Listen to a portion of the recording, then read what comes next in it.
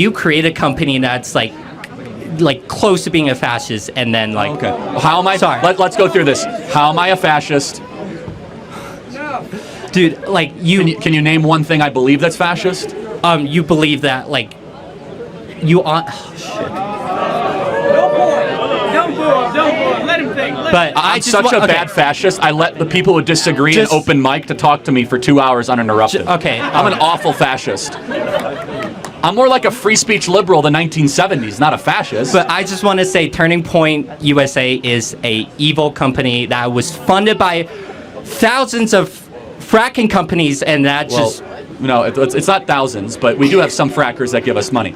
But and then all it is making the rich more rich. Fascism to fracking. That's all it is. That's all it is. Okay, again, I'm happy to have a debate. I can see you're getting kind of fired up. I'm sorry. So, but why are we evil? Like, we're having a nice discussion. Because all of a sudden you're calling me like because a fascist. It seems like you just want the rich get even more rich.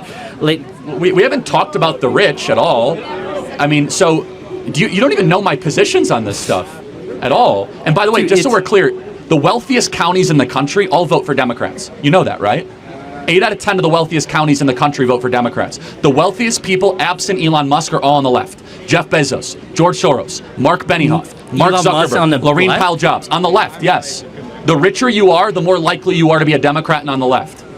Explain that to me, please. The numbers speak for itself. The Democrats are the party of the oligarchy. Can you name one tech CEO outside of Elon Musk that is a conservative? I personally think... Let me think. Peter Thiel? Yeah, that's one. That's one. Larry Page, Google, on the left, worth $120 billion. Sergey Brin, Google, $130 billion on the left. Laurene Powell Jobs, Mackenzie Bezos, Jeff Bezos. If they're on the left, what has they done that was like, quote unquote, to do the left stuff? Well, okay, so Larry Page gives money to left-wing NGOs all the time. Like, if you're on the left, I don't think you will ever be this rich. Well, they are. You know why? Because the left they're not. No, because they're not. The left is a scam. The left uses How is this? Let me tell you why. It's a good question, actually. The left uses people like you that think that, oh, we're going to fight the rich. Well, they protect their oligarchy. While you guys have to keep on working hard and never own anything, when we conservatives are the ones that actually want to restore the American middle class and bring jobs back to this country. How would you restore? Let me finish. The left uses people like you every day, and they use people on you by the trans thing, the abortion thing. Keep voting for us because the fascists are going to take your rights away. When who's funding the left? The richest people. George Soros. Do you know who rich George Soros is? Who is funding? Dude, I have never seen a leftist organization come to campus spreading their propagandas. Well, because the whole university is a leftist organization spreading propaganda. It's liberal.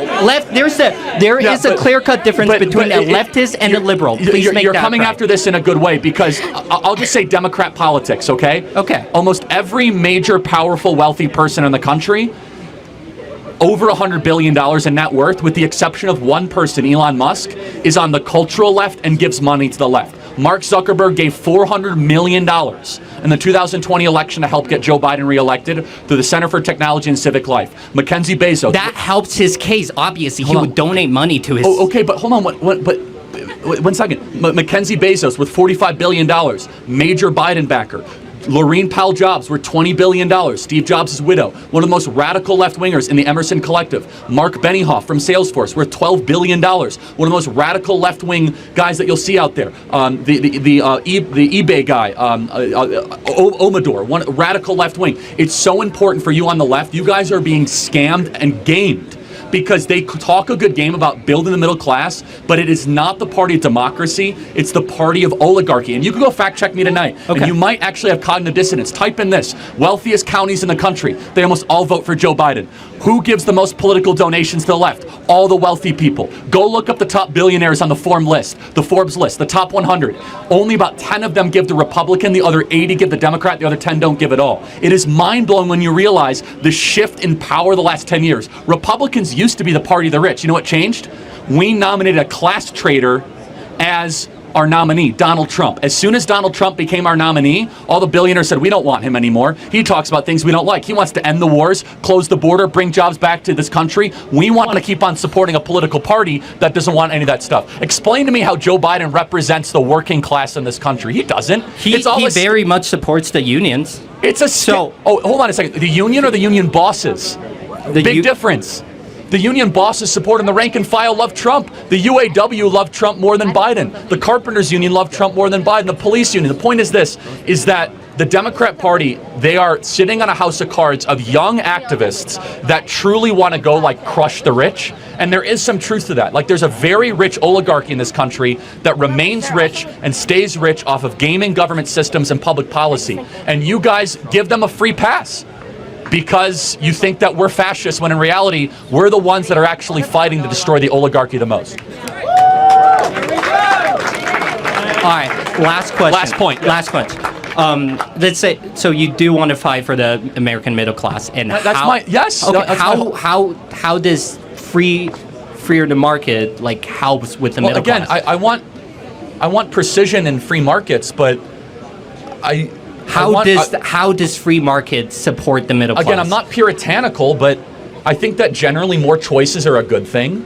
I think that generally supporting entrepreneurs is positive, but I think that mass immigration is really bad for American workers. There's no mass immigration. Well, first of all, how many people are... Wow. Well, you're right. There is mass invasion, but how many people are coming across the southern border every day? I don't know, but like... No, I'm actually genuinely curious. Can you guess? Okay. On what time frame? Every day. Every day? 500? Yeah. It's at its low point, it's at 10,000 right now. It was 15,000 last month. So what is that annualized? Let's play that out. A lot. Yeah, that's a lot. Yeah. So that's mass immigration, right? How many green cards do we give out every year?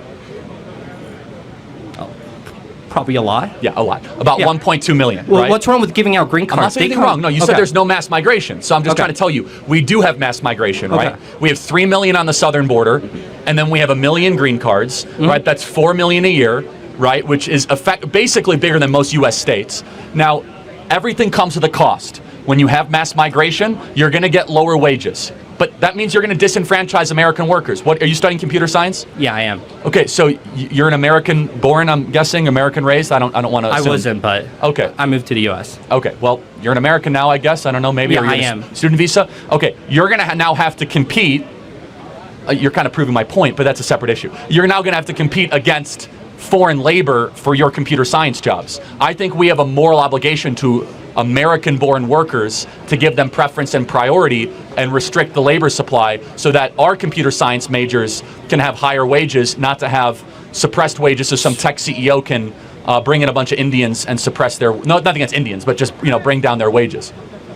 Personally, I just think that, like, if you came to America and then receive a green card, I think you get to work however you want. Like, okay, I think that American-born citizens and then there shouldn't be a priority because they're American citizens. Well, that's where we're different. I actually think you must have a priority to your own citizens, or else you don't have a government.